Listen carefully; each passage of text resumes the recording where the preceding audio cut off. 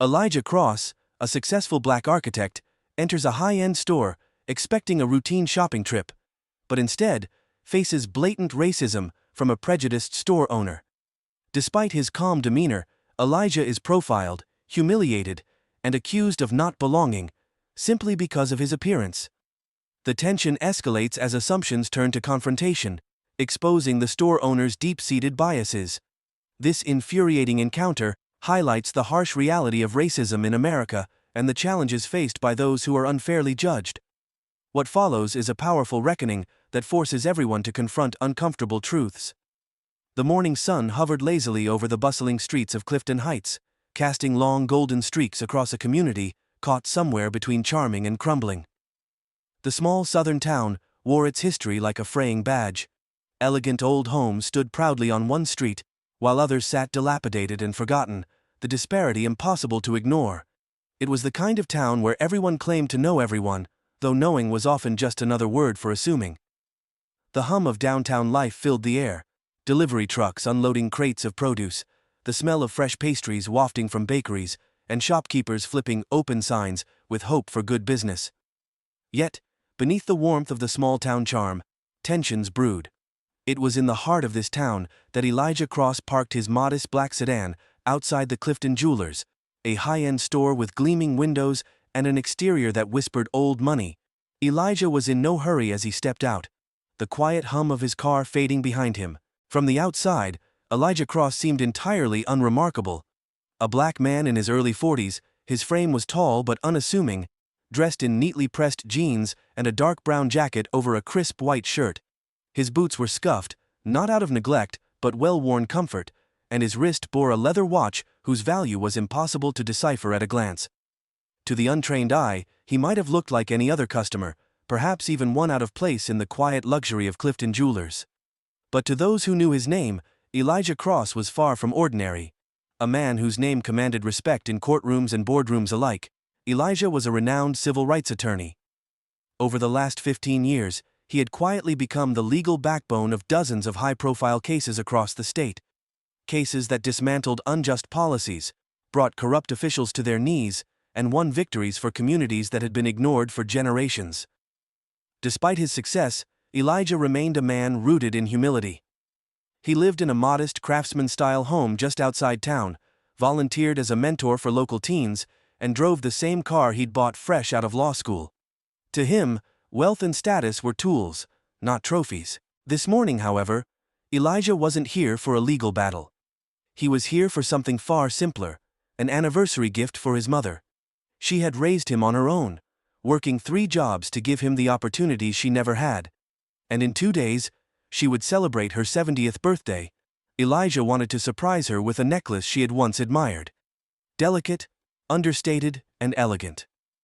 The bell above the door chimed softly as Elijah stepped inside the store.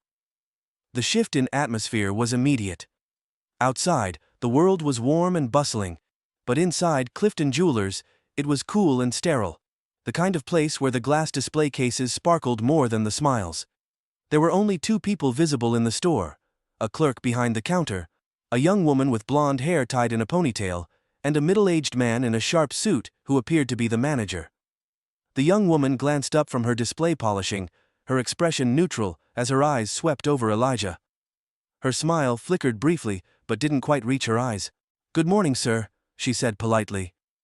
Elijah returned the smile. "Morning." The manager, a wiry man with slicked back hair and a name tag that read, Carlton, emerged from behind a case of watches and took one look at Elijah before his face froze. It was subtle. So subtle that many wouldn't have noticed the way Carlton's eyes narrowed for half a second, or the faint pull at the corner of his mouth. But Elijah noticed he had grown up seeing those looks, the ones that assessed your worth before you said a word. Carlton recovered quickly, plastering on a smile that looked more like a smirk. "Good morning, sir. Welcome to Clifton Jewelers. How can we assist you today?"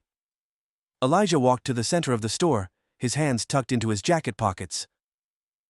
"I'm looking for a necklace, something with a classic design, maybe pearls or a small pendant." "Pearls," Carlton echoed, as though the word had offended him. He turned toward the young clerk. "Jennifer, why don't you show him the simpler options?" Elijah's smile didn't falter, but the words sank in. Simpler options was code for cheaper, more appropriate for someone like you. Jennifer hesitated but nodded, gesturing for Elijah to follow her to a smaller display case near the back of the store. Carlton, meanwhile, leaned against the counter, pretending to busy himself with paperwork while his sharp eyes tracked Elijah's every step. As Jennifer unlocked the case, Elijah glanced back and caught Carlton watching him. The man didn't even bother to look away. Elijah had dealt with men like Carlton his entire life, gatekeepers who believed wealth and status came with certain appearances Elijah did not fit. He had learned long ago not to let it get under his skin. "Here are some of our smaller pendants," Jennifer said softly, her tone apologetic, as though she too sensed the unspoken tension. Elijah leaned closer to the glass. The necklaces were fine, simple, yes, but lovely. Still, he knew exactly what he wanted. "Actually," he said gently, "I saw a necklace here a while ago, a pearl pendant with a silver clasp. It was in the main display last time I came by." Jennifer glanced uncertainly at Carlton, who was now standing behind her, his arms crossed. "I think I know which one you mean, sir," she replied hesitantly. Carlton cleared his throat, the sound sharp and pointed. "That particular piece is one of our more premium items," he said, drawing out the word. "Perhaps you'd like to look at something more appropriate for your budget." Elijah turned his head slowly to face him. Carlton didn't blink. "More appropriate?" Elijah echoed. Carlton offered a tight smile. "It's a very high-end item, sir, custom designed, not everyone finds it accessible." The words hung in the air like smoke. Elijah straightened, his calm demeanor unwavering. He could feel the anger simmering under the surface, but he swallowed it down. He had learned to pick his battles, and Carlton's dismissive arrogance wasn't worth losing his composure. "Would you mind showing it to me anyway?" Elijah asked, his voice steady. Carlton stared at him for a long moment, as though weighing whether to refuse. Finally, he relented, though the reluctance was palpable. "Fine, Jennifer. Bring out the pearl pendant." As Jennifer retrieved the necklace, Elijah remained still, his hands folded before him. Carlton watched him like a hawk, his gaze dripping with suspicion. It wasn't the first time Elijah had been treated like this, and he knew it wouldn't be the last. But what made it more insidious was the unspoken assumption beneath Carlton's words, that Elijah's very presence in this space was unwelcome. Jennifer returned with the necklace, a beautiful piece that seemed to glow in the light, and placed it on the counter. Elijah examined it carefully, his fingers lightly brushing the silver clasp. "It's perfect," he said quietly. "I'll take it." Carlton's smile faltered. "Are you sure the price is—" "I'll take it," Elijah repeated firmly. Jennifer hesitated before nodding. "Of course, sir. Let me box it up for you." As she stepped away, Carlton continued to hover nearby, his expression unreadable. "I hope you don't mind me asking," he said casually, though his tone betrayed him. "What line of work are you in?" Elijah smiled faintly. "I'm an attorney." Carlton blinked, visibly surprised. "An attorney?" Elijah nodded. "Civil rights mostly." For the first time, Carlton looked uneasy. As though realizing the implications of his own behavior, Elijah let the silence stretch before adding calmly, "I've been in courtrooms like this one before." Carlton's face turned pale, but before he could respond, Jennifer returned with the necklace, now neatly wrapped in an elegant box. "Thank you for your patience, sir." Elijah took the box and handed her his card. "Thank you, Jennifer." Carlton remained silent as the transaction processed. When it was finished, Elijah took the receipt, offered Jennifer a kind smile, and turned toward the door. As he walked out of the store, the bell chiming softly, he could still feel Carlton's eyes on his back. The encounter had been brief, but the sting lingered. Elijah knew this was just the beginning. Something about Carlton's behavior felt like the spark to a fire waiting to ignite. And fires, Elijah thought, were meant to be put out. Elijah Cross walked back to his car, the small jewelry box tucked securely into the inside pocket of his jacket. The cool morning air had lost its calm edge, replaced by a lingering heaviness, as though Carlton's words had followed him out of the store. He unlocked his car, slid into the driver's seat, and rested his hands on the wheel for a moment. He took a deep breath, steadying himself. "It's just another day," he reminded himself. "You've handled worse." Still, there was a familiar sting to Carlton's smug demeanor, the subtle insults wrapped in polite tones. Elijah had dealt with that look for decades, the look that asked, "What are you doing here?" The look that questioned his belonging and assumed the worst before he said a word. He knew that Carlton didn't see an accomplished attorney. He didn't see the hours Elijah had spent fighting to uphold justice, or the cases he'd won. That dismantled systems, people like Carlton benefited from.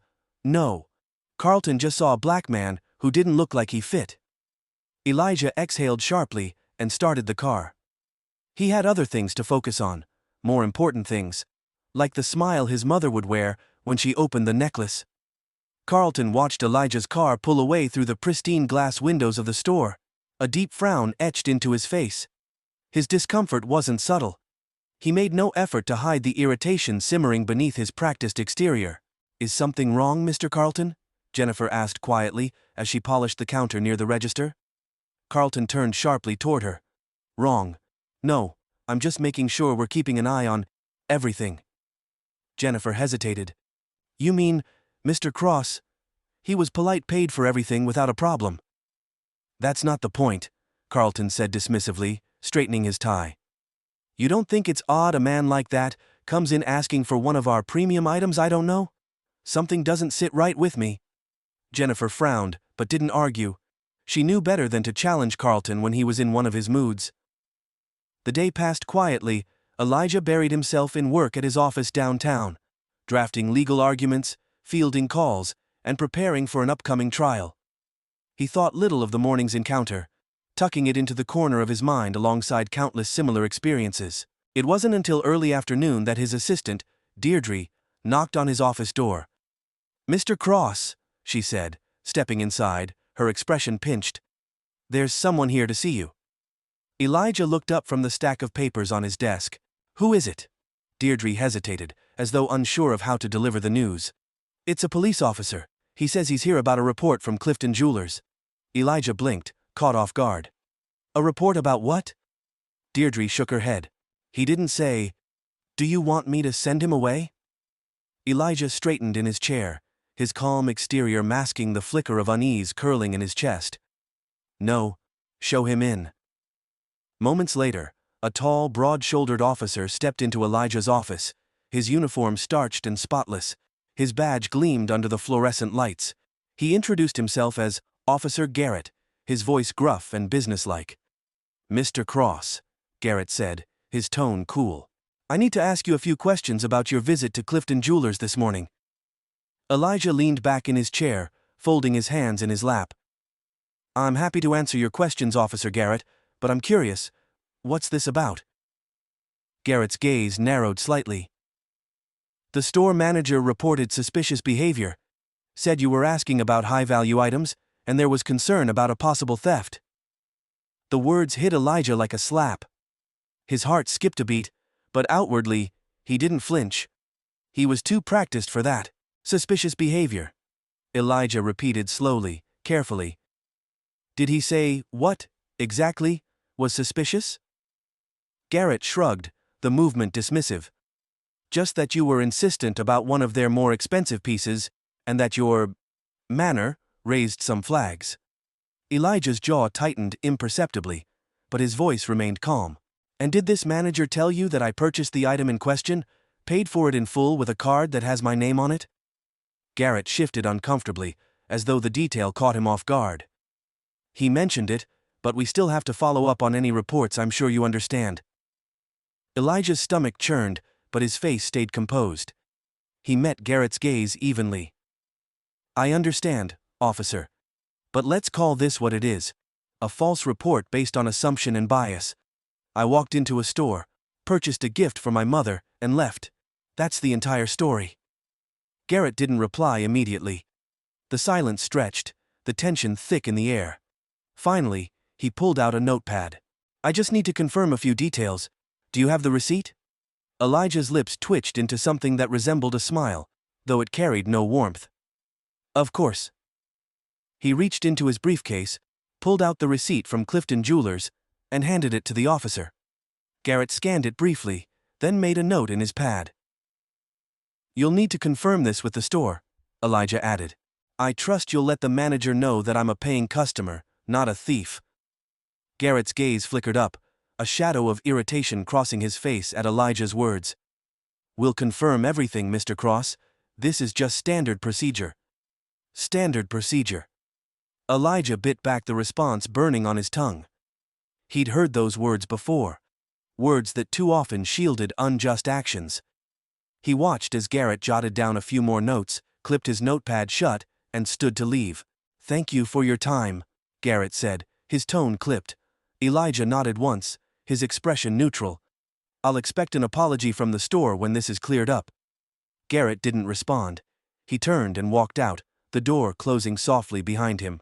When Deirdre returned to the office a moment later, Elijah was still seated at his desk, staring down at his hands. "Is everything all right?" she asked softly.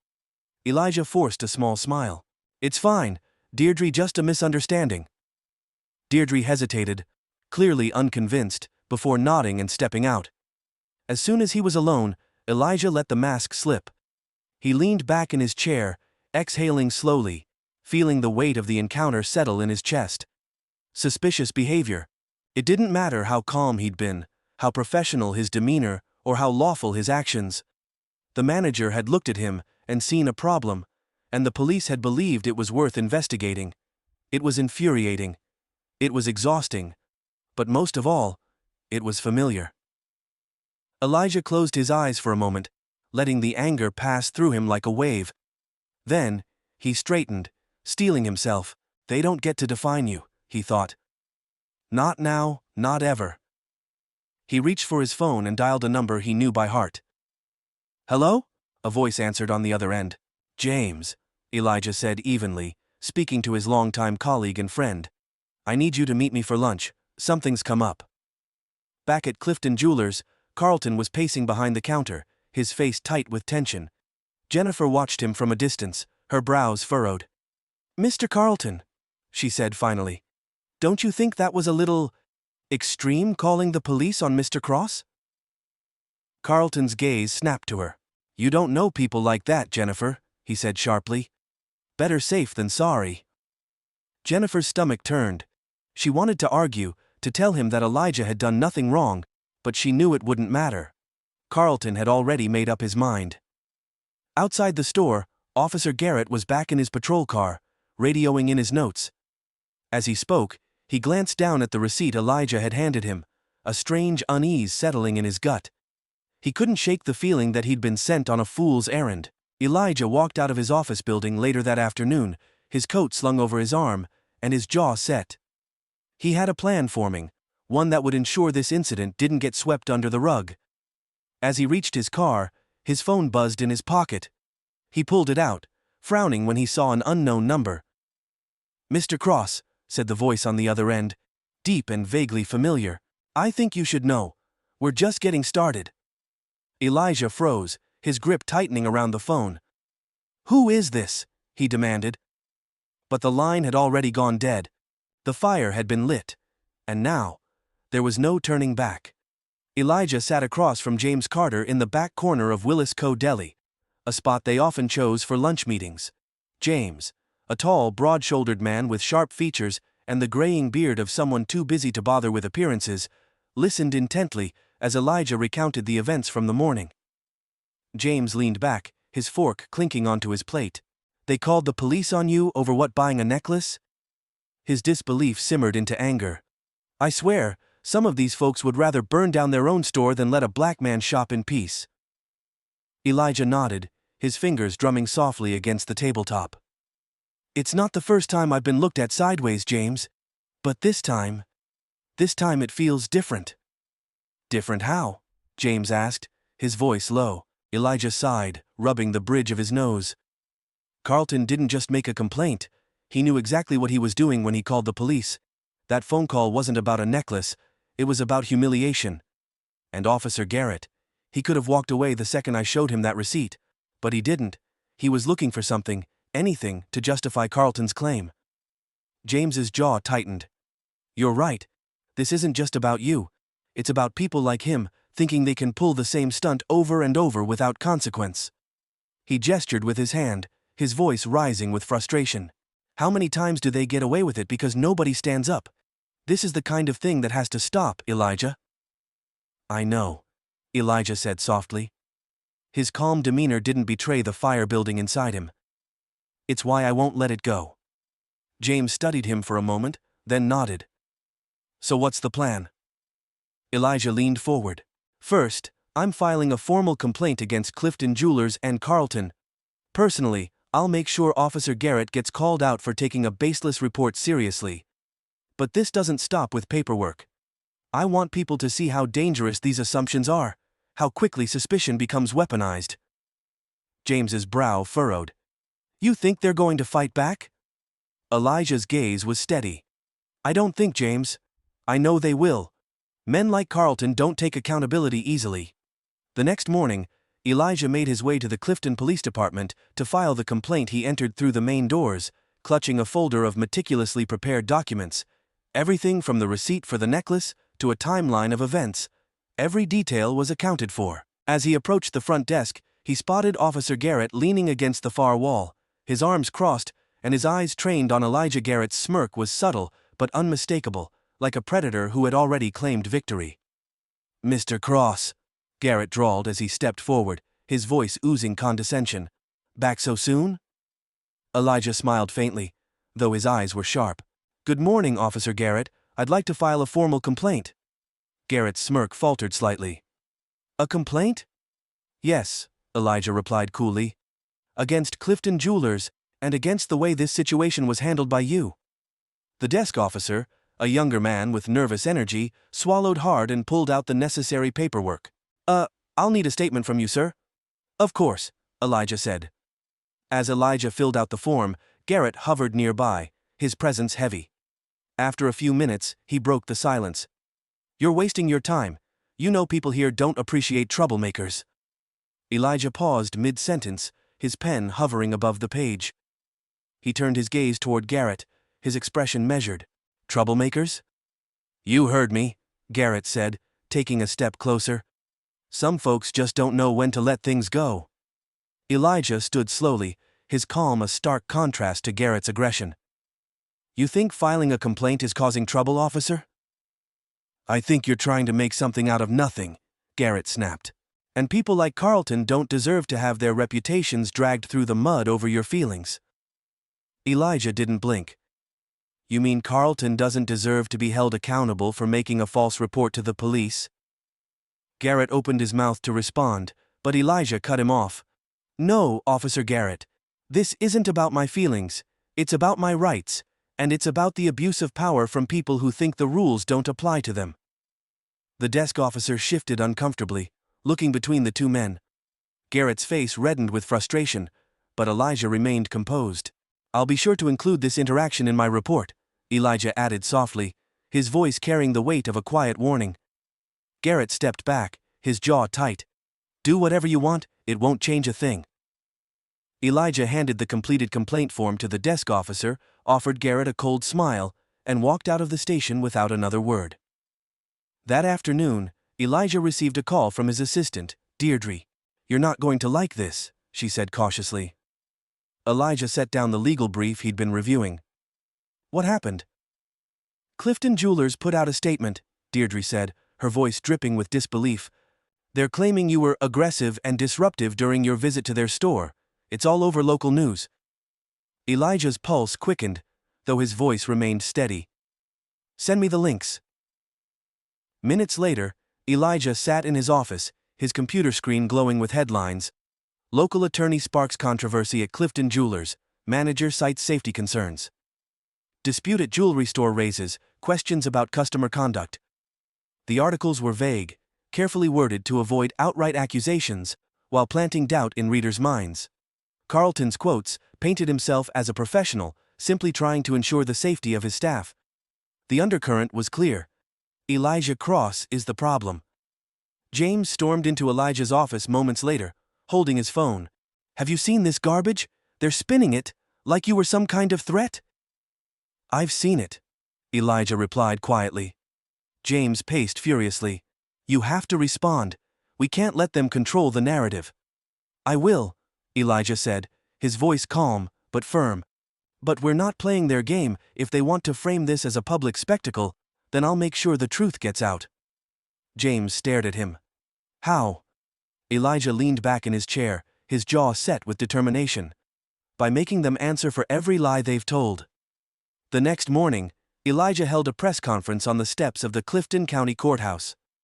The crowd was small but growing, reporters with cameras, members of the community, and curious passers-by who'd heard about the controversy. Elijah stepped up to the podium, dressed in a tailored navy suit that cut a sharp silhouette against the courthouse's stone backdrop. His voice carried clearly as he spoke.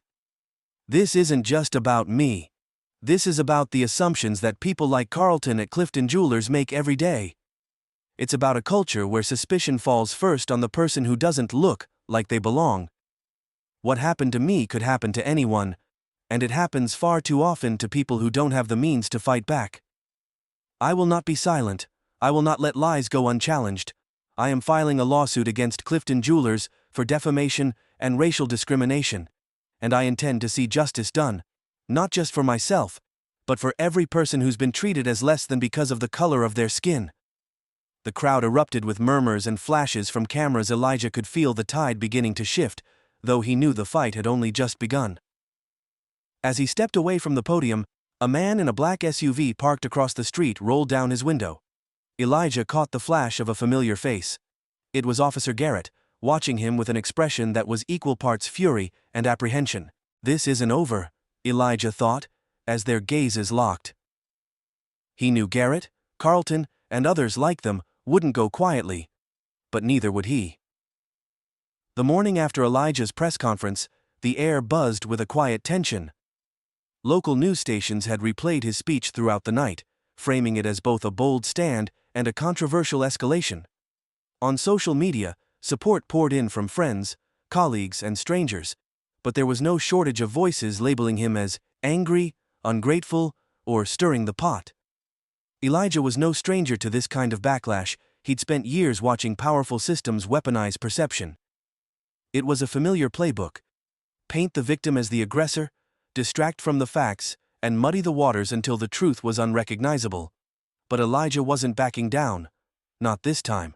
Mid-morning, Elijah was reviewing case notes when Deirdre rushed into his office, her face pale. "Elijah," she said breathlessly, holding out her tablet. "You need to see this." He frowned, taking the tablet from her hands. A video played, a grainy clip recorded on a security camera. The caption read, "Attorney Elijah Cross, is he really the victim?"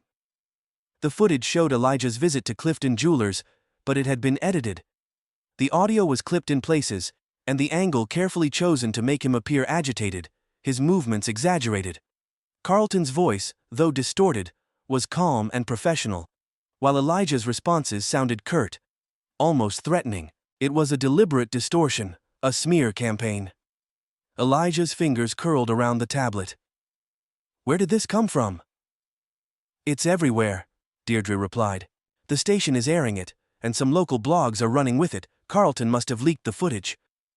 Elijah's jaw tightened, the sharp sting of betrayal cutting through him. "And they're going to eat it up," he muttered. Deirdre nodded hesitantly. "I'm afraid so. Comments are bad."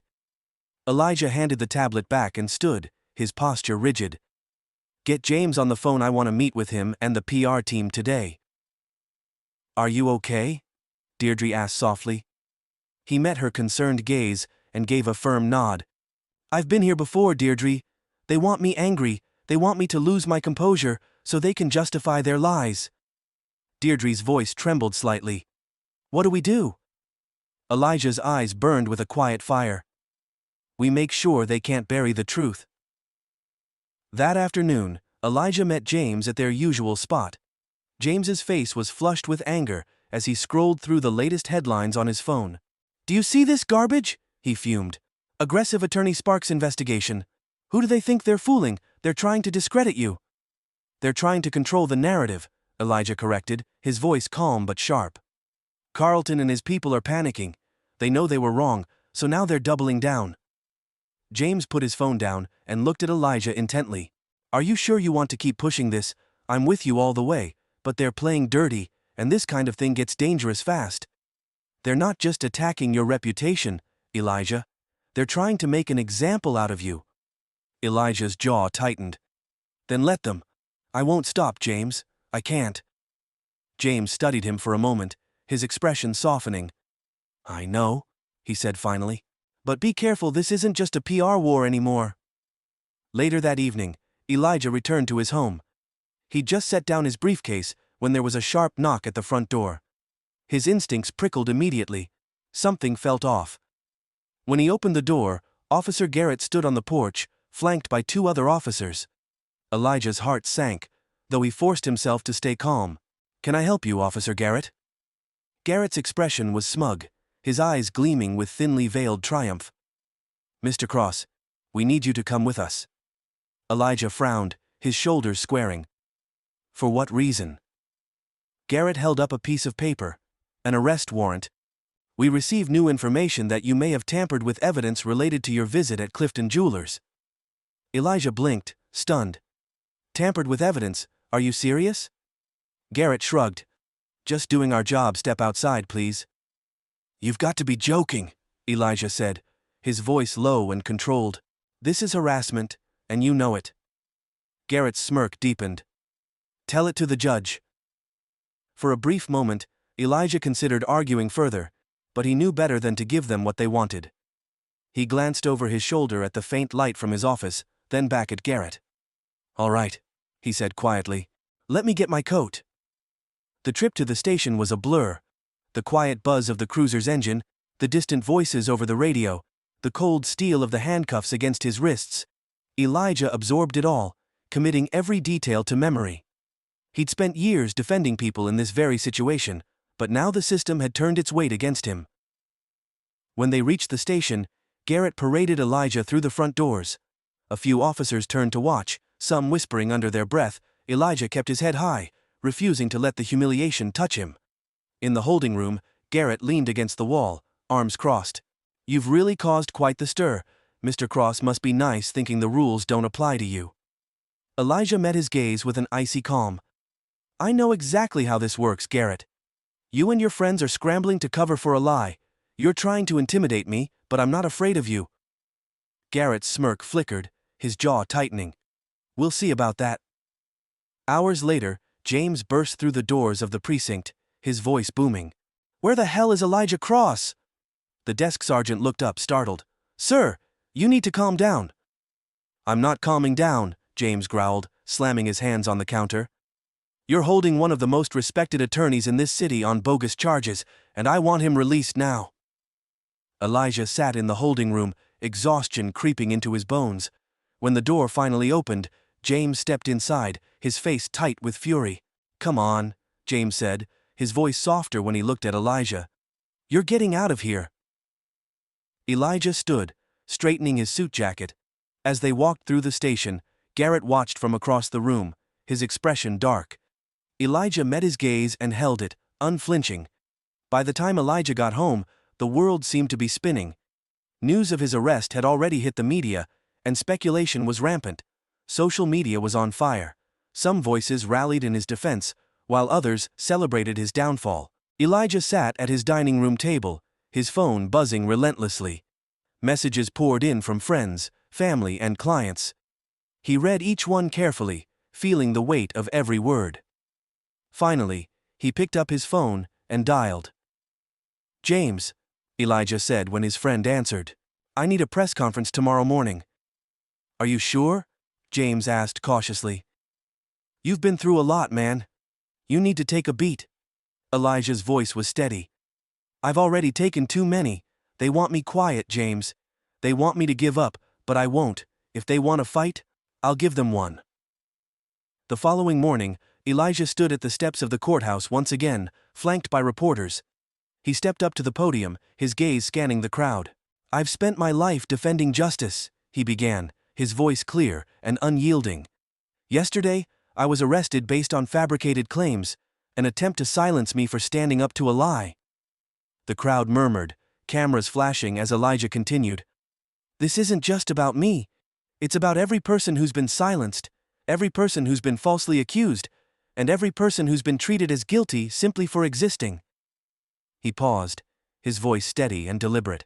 "To Carlton at Clifton Jewelers, to Officer Garrett, and to everyone who thinks they can bury the truth, I have one message: you underestimated the wrong man."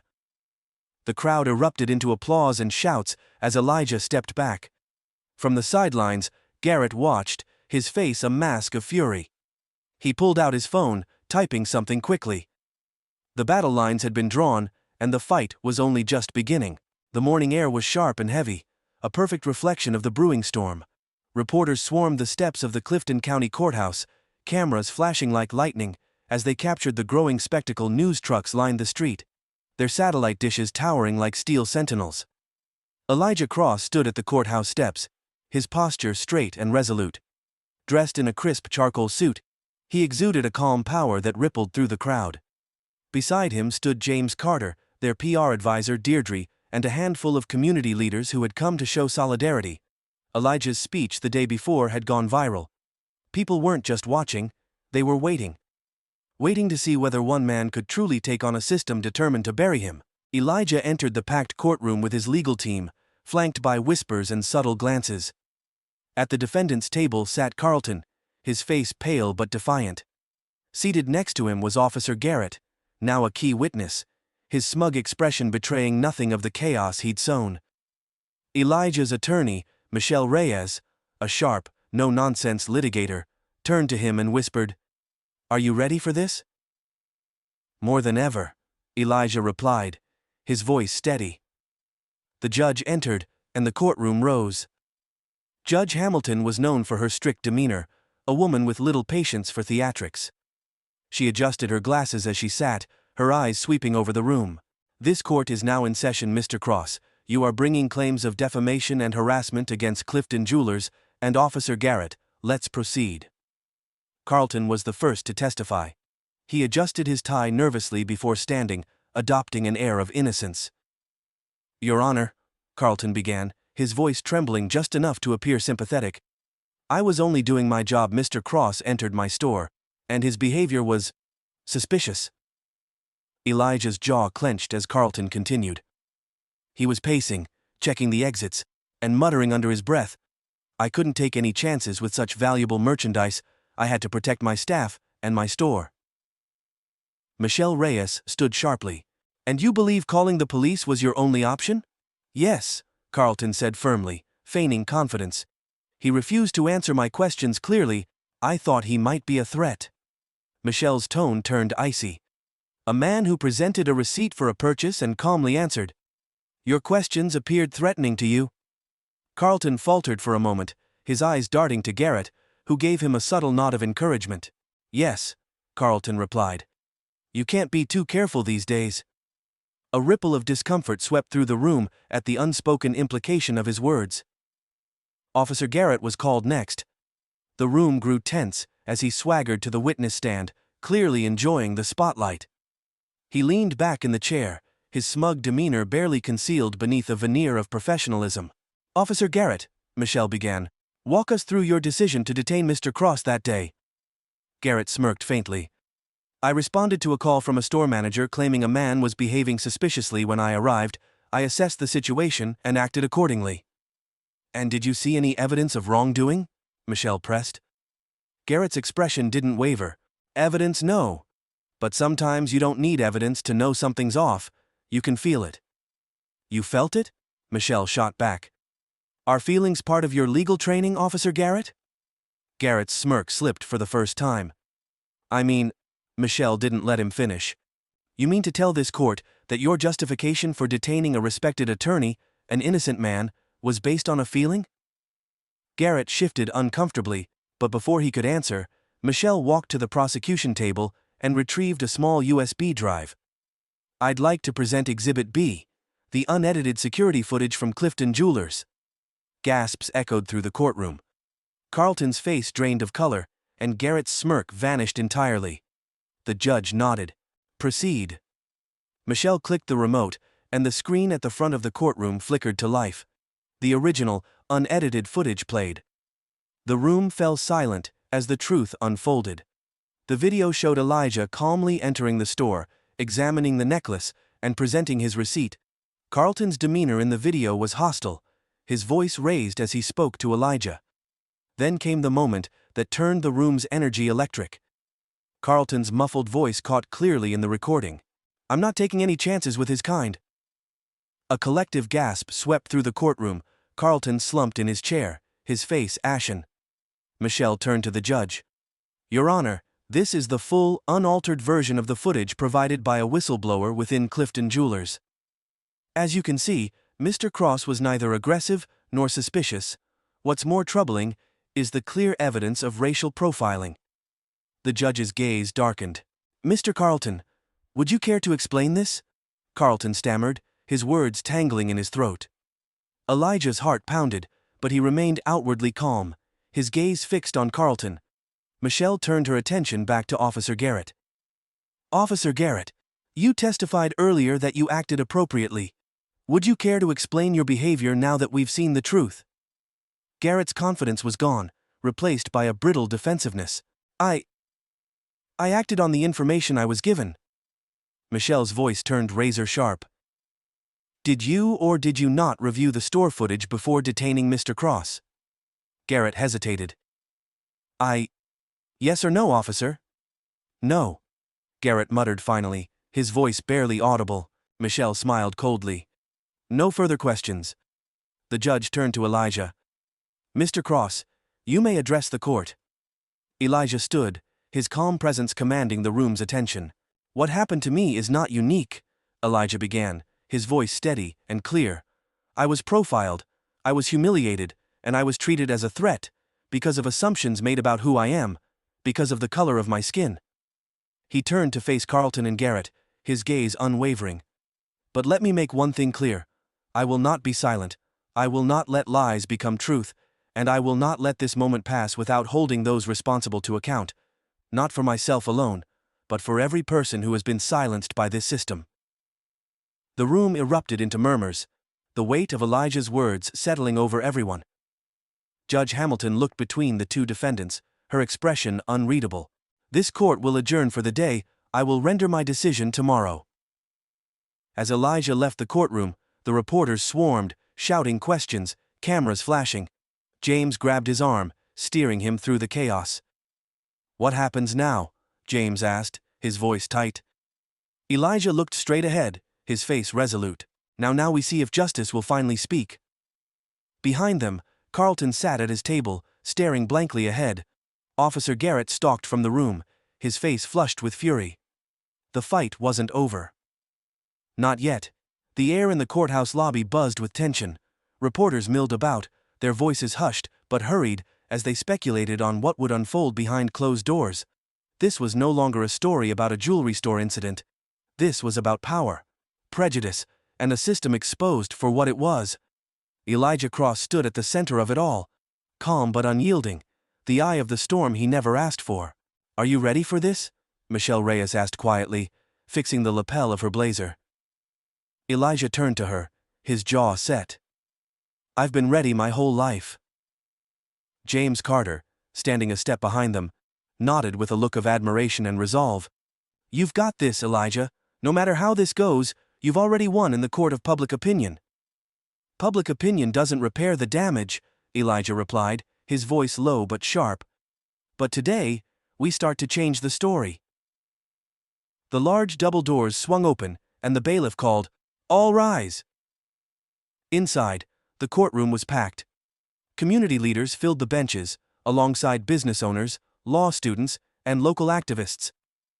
At the back of the room, Elijah caught the familiar face of Mrs. Hamilton, the older woman from his neighborhood who'd given him the family heirloom to repair. She clutched her purse tightly, her face a mask of quiet support. Carlton sat at the defendant's table, visibly tense, his lawyer whispering furiously in his ear.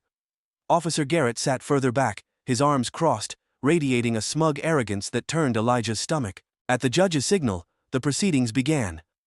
Michelle stood, her voice cutting through the heavy air. "Your Honor, we request to recall Officer Garrett for questioning." Garrett's head shot up. He straightened his uniform, attempting to look composed as he approached the stand, but his stiff posture betrayed the tension beneath the surface. The bailiff swore him in, and Garrett took a seat, his eyes darting toward Carlton, as if searching for reassurance. Carlton looked away. Michelle wasted no time. "Officer Garrett, you've testified that you detained Mr. Cross because of a feeling that something was off. Can you clarify exactly what behavior led to that conclusion?" Garrett leaned back, trying to appear relaxed. "Like I said, he was acting suspicious. His demeanor—" "Specifically," Michelle interrupted, "was there any action Mr. Cross took that indicated wrongdoing?" Garrett hesitated. He seemed agitated, defensive. Defensive after being accused of theft despite presenting a receipt? Michelle's voice was sharp, each word like a scalpel cutting through Garrett's pretense. Garrett's jaw tightened. "I followed protocol." Michelle clicked her remote, and the unedited store footage played again on the large screen. The courtroom watched in rapt silence as Elijah calmly handed his receipt to Carlton, only to be met with hostility. Garrett's arrival followed, showing how he immediately grabbed Elijah's arm without asking a single question. Michelle paused the video. "Where in this footage do you see suspicious behavior, Officer Garrett?" Garrett shifted in his seat. "You weren't there. You don't know what I—" "Answer the question," Michelle pressed. Garrett clenched his fists on the stand. "Sometimes you have to trust your instincts. People like him—" The words slipped out before he could stop them. A collective gasp swept through the courtroom. Garrett froze, realizing what he'd said. Michelle didn't blink. "People like him," she repeated softly. "Would you care to clarify what you mean by that, officer?" I didn't mean—" Garrett stammered, his face flushing crimson. "Because it sounds to me," Michelle said, her voice rising slightly, "like your decision wasn't based on evidence, but on racial bias." Garrett's lawyer leapt to his feet. "Objection, counsel is badgering the witness." "Sustained," the judge said, though her expression betrayed her distaste. Michelle stepped back, satisfied. "No further questions, Your Honor." Carlton's lawyer attempted damage control, but the courtroom had already absorbed Garrett's slip. Tension hung heavy, thick enough to choke. Then Carlton was called to the stand. If Garrett's testimony had been a crack in the facade, Carlton's would shatter it entirely. Carlton sat down, looking as though he'd aged 10 years in 10 minutes. His lawyer had coached him well. His answers were clipped and rehearsed. "Mr. Carlton," Michelle began, "you stated earlier that you were protecting your store from theft, is that correct?" "Yes," Carlton replied tightly. "Did you review the footage of Mr. Cross presenting his receipt before calling the police?" Carlton hesitated. "No, I didn't have time." "Did you verify his purchase with your cashier?" "No." Michelle leaned in, her tone razor-sharp.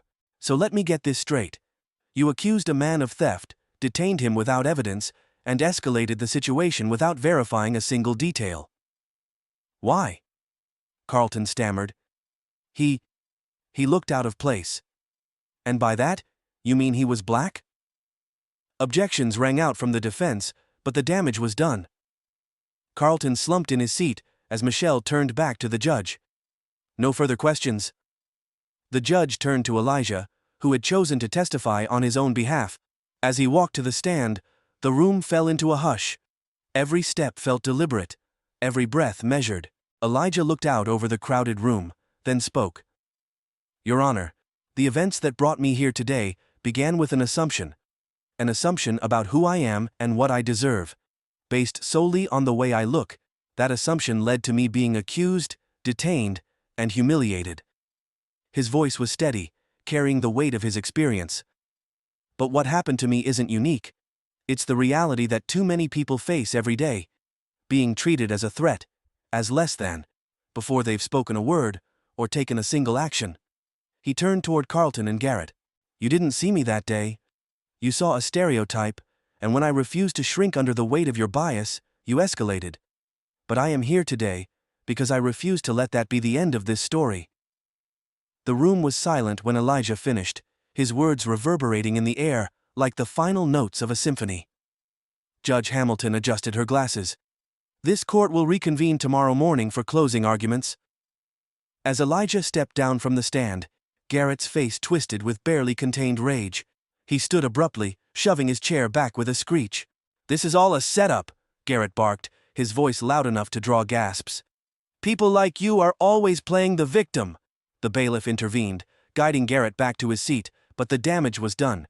His outburst had exposed his prejudice to the entire room. Elijah turned, locking eyes with him. "No, Officer Garrett, I'm not a victim, I'm a survivor." Garrett's face paled, his fury turning to something else: fear. The courtroom buzzed with energy as Elijah and his team left, the tension unresolved, the stakes higher than ever. Outside, the crowd of reporters waited, shouting questions Elijah didn't answer. James turned to him. "That was powerful. But tomorrow is everything." Elijah nodded, his gaze hard with determination. "Tomorrow the truth finishes what it started." The sun poured through the tall windows of the courtroom the following morning, casting sharp lines across the floor like silent witnesses to the final day of proceedings. Reporters, activists, and concerned citizens filled every bench and corner, the tension thick and electric. This wasn't just about Elijah Cross anymore. It was about a community watching closely, waiting to see if justice would be more than just an empty promise. Elijah sat at the plaintiff's table, his spine straight, hands clasped tightly. Michelle Reyes and James Carter flanked him like unshakable pillars, their quiet support speaking louder than words. Across the room, Carlton fidgeted at his seat, while Officer Garrett, though present, looked smaller now, a man visibly unraveling under the weight of his own actions. The judge signaled for closing arguments, and Michelle rose with measured calm. She moved to the center of the courtroom, her tone even but unwavering as she began. "This case is not just about an accusation of theft. It's about what happens when bias goes unchecked. When someone like Mr. Cross, an accomplished professional, a respected member of our community, is reduced to a suspicion without cause." She paused, scanning the room, her gaze lingering on the jurors. "The defendants would like you to believe that they were doing their jobs, following instinct, protecting property. But instincts built on prejudice are not protections. They are weapons.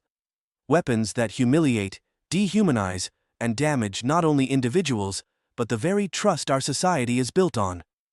The video of the incident played one final time, the evidence clear as day: Carlton's hostility, Garrett's unjustified aggression, Elijah's calm insistence on his innocence.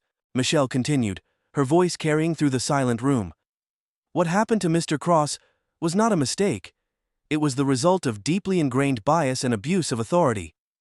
If we are to move forward as a society, accountability is not optional, it's essential."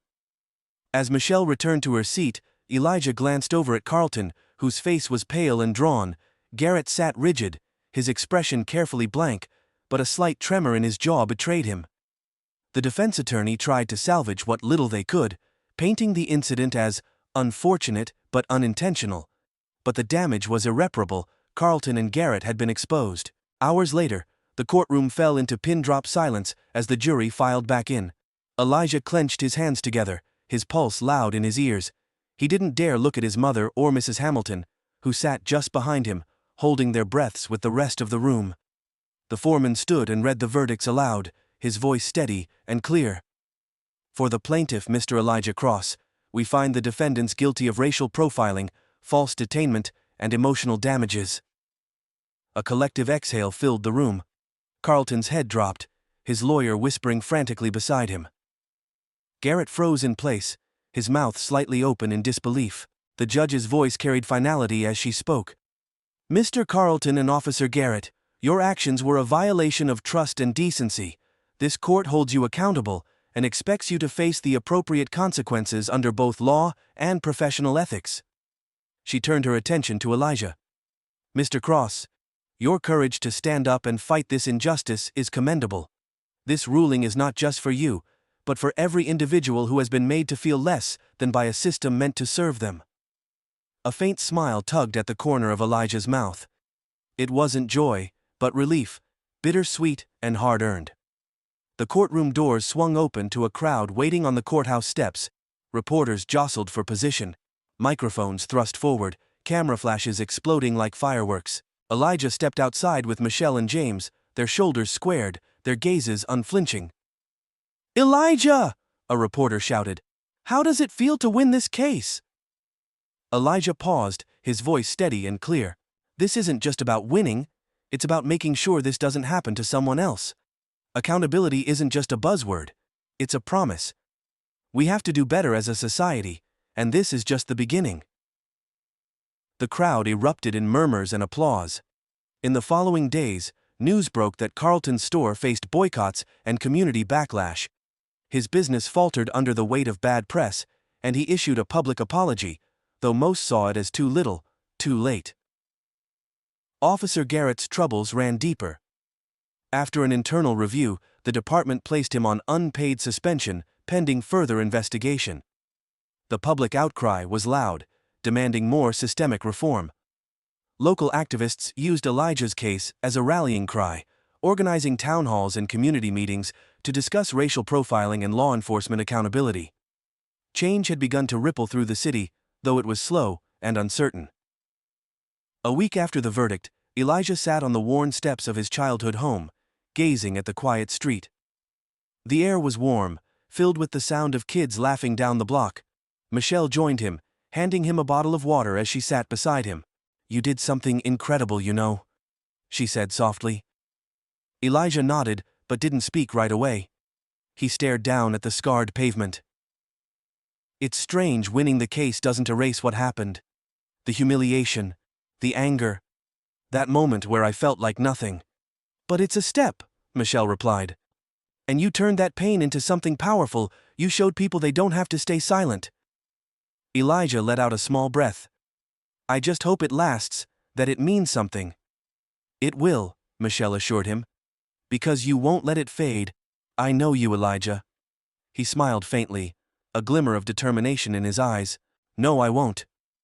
2 months later, Elijah stood at a podium in front of a packed community center. The room buzzed with energy, filled with families, activists, and young professionals eager to listen. Accountability doesn't end with one case, Elijah said, his voice carrying through the hall.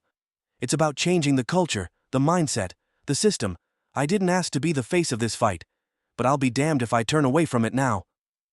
Applause erupted as he continued, laying out plans for a new initiative that partnered local businesses, law enforcement, and community leaders to address systemic bias and promote equity.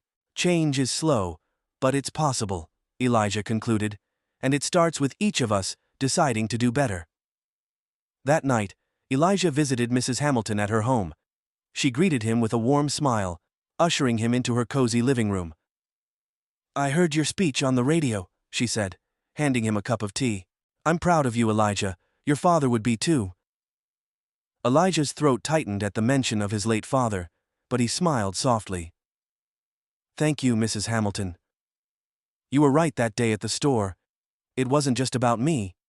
It was about all of us. She nodded, her wise eyes twinkling. And you carried it well. But don't forget to rest. Even the strongest fighters need a moment to breathe. Elijah leaned back, letting the warmth of the tea and her words settle over him. The weight of the battle was still there, but so was a sense of peace, a calm before the next step in the journey. Months later, the city continued to feel the ripples of Elijah's case. Officer Garrett resigned from the force under mounting pressure, and the department implemented new accountability measures. Carlton's store had closed its doors, a cautionary tale for others. But for Elijah Cross, the work was far from over. His ordeal had changed him, not by breaking him, but by sharpening his purpose. He wasn't just a man wrongfully accused anymore. He was an advocate, a voice for those still fighting to be heard. As he walked through the doors of his newly opened nonprofit office, a place designed to empower marginalized voices, he knew this was only the beginning. Change wasn't easy, but it was worth the fight, and Elijah Cross was ready to keep fighting. Months had passed since the courtroom victory, but for Elijah Cross, it felt like both yesterday and a lifetime ago. The sting of being humiliated, falsely accused, and treated like a criminal still lingered at times, but he refused to let it define him. He stood taller now, not because the world had suddenly become more welcoming, but because he had refused to be broken by it. Elijah sat in the quiet office of his newly established organization, the Cross Initiative for Equity and Justice. The name wasn't flashy, but it carried weight. The nonprofit focused on educating small businesses, law enforcement agencies, and schools about bias, accountability, and racial justice. It was his way of turning a painful chapter into purpose, ensuring fewer people would endure what he had, as he stared at the mission statement etched onto the wall. Building bridges, breaking barriers. He reflected on the journey that had brought him here. Elijah had always considered himself fortunate. A successful architect, a respected community leader, and someone who navigated life with quiet determination. But that day in Carlton's store had shattered the illusion that hard work and quiet respectability could shield him. It didn't matter that he was wealthy. It didn't matter that he was accomplished. All it took was one look, one assumption, for his dignity to be ripped away. And yet, as painful as it was, Elijah had gained something through the experience: clarity. He had been given a front-row seat to the ugly truth of prejudice. It wasn't always violent or overt. Sometimes, it wore the face of an arrogant store owner or an officer with unchecked power. Sometimes, it existed in silence. The bystanders who turned away, unsure or unwilling to intervene. He thought of his parents, his late father, who had spent his life teaching him to walk with his head high, and his mother, who had held his hand through this ordeal. "You carry your ancestors with you," she had reminded him when he felt like giving up. "Every fight you win is a victory for those who came before you." Those words stayed with him. Even now, Elijah hadn't just fought for himself. He had fought for his father, his neighbors, the kids in his community, who still had to learn how to act safe when they went out in public. He had fought for the strangers who had thanked him quietly after the verdict was read, telling him they'd been watching, hoping, and hurting along with him. He had fought for change, imperfect and slow, but real. The effects of Elijah's case spread far beyond the courtroom walls. Carlton's store had become a symbol of failure and consequence, a cautionary tale for businesses that failed to examine their biases. Local news stations picked up the story for weeks, using it as a springboard to address broader discussions of racial profiling, implicit bias, and corporate responsibility. Officer Garrett's suspension had stirred further conversations within the police department. The pressure from the public, alongside Michelle Reyes's tireless advocacy, forced leadership to introduce mandatory bias training for all officers and strengthen their community outreach programs. It wasn't enough to fix everything, but it was a start. More importantly, Elijah had become a voice that others leaned on. Churches invited him to speak. Local schools asked him to share his story with students. Community leaders, some who had never met him before, reached out to collaborate. He had unintentionally become a symbol, not a perfect one, but a reminder that accountability was possible. Elijah never wanted to be a hero. He didn't consider himself one. "I'm just a man who wanted to be treated with respect," he often said, when people praised him. But the truth was, the ordeal had changed him. Before, Elijah had quietly lived his life, hoping that by being respectable, by working hard, the world would reciprocate that respect. Now, he understood that silence and complacency couldn't create change. It was the hard conversations, the uncomfortable truths, and the willingness to stand up, even when it felt like the whole world wanted you to sit down, that mattered. Elijah's confidence had grown sharper, his resolve stronger. He spoke with authority now, not just as a man who had experienced injustice, but as someone who had learned how to navigate it, and more importantly, how to fight back. On a cool autumn evening, Elijah stood in the center of a packed town hall, holding a microphone as he addressed the crowd. Parents, teenagers, elders, and young professionals filled the room. Some were curious, others were determined. All of them had come to listen and to learn. "This isn't just my story," Elijah began, his deep voice carrying through the room. "This is our story. It's about what happens when we look the other way, when we accept the unacceptable. It's about how each of us has the power to hold others, and ourselves, accountable." He paused, scanning the crowd. "I didn't ask to become the face of this fight, but I won't back down from it. Because this fight isn't about revenge. It's about progress. It's about ensuring that no one else has to prove their worth just to exist in a space. We have to ask ourselves what kind of community we want to live in. Are we willing to challenge our own assumptions? Are we willing to stand up when we see someone being treated unfairly? That's where real change begins." The audience erupted into applause, some wiping tears, others nodding in solemn agreement. Elijah felt the energy in the room, the hunger for something better, something more just. It gave him hope. The weeks turned to months, and Elijah's work continued. The Cross Initiative partnered with local businesses to implement anti-bias training. Law enforcement leaders attended community events, learning to listen rather than command. Schools introduced programs that taught empathy, accountability, and awareness to the next generation. Elijah didn't expect perfection, and he didn't pretend that everything had been solved. There would always be people like Carlton. There would always be systems that needed dismantling, but progress wasn't about one big victory. It was about the small wins that added up over time. And Elijah Cross had planted seeds that would grow far beyond him. One evening, Elijah sat on his mother's porch, a cup of coffee in his hands. The sun dipped below the horizon, turning the sky a soft orange. His mother rocked gently in her chair beside him, her face peaceful, as she watched the world settle into night. "I'm proud of you," she said suddenly, breaking the quiet. Elijah looked at her, a soft smile tugging at his lips. "Thank you, Mama. You turned something ugly into something beautiful," she continued. "Your father would have been so proud of the man you've become." Elijah swallowed the lump in his throat, letting her words sink in.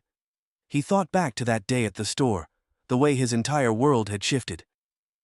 It still hurt sometimes, but he didn't regret where it had led him. "Do you think it's enough?" he asked quietly. His mother reached over, resting her hand on his. "It's a start. And a start is everything." Elijah nodded, taking a slow sip of his coffee as the first stars began to dot the night sky. Elijah Cross's story wasn't about perfection. It was about persistence. It was a story about resilience in the face of humiliation, dignity in the face of injustice, and hope in the face of deep-rooted problems. It was a reminder that change doesn't happen overnight. It happens because people like Elijah refuse to give up, even when the odds feel impossible. It happens because communities decide to face the uncomfortable truths about themselves and do better. And for every person who saw themselves in Elijah's fight, who had ever been underestimated, dismissed, or made to feel invisible, his story was proof that their voices mattered, that their worth wasn't defined by someone else's assumptions. Elijah didn't see himself as a hero, but as he stood on the steps of his office building the next morning, watching a group of kids pass by, laughing and carefree, he felt a quiet sense of purpose, because this was what he was fighting for. And he wasn't done yet.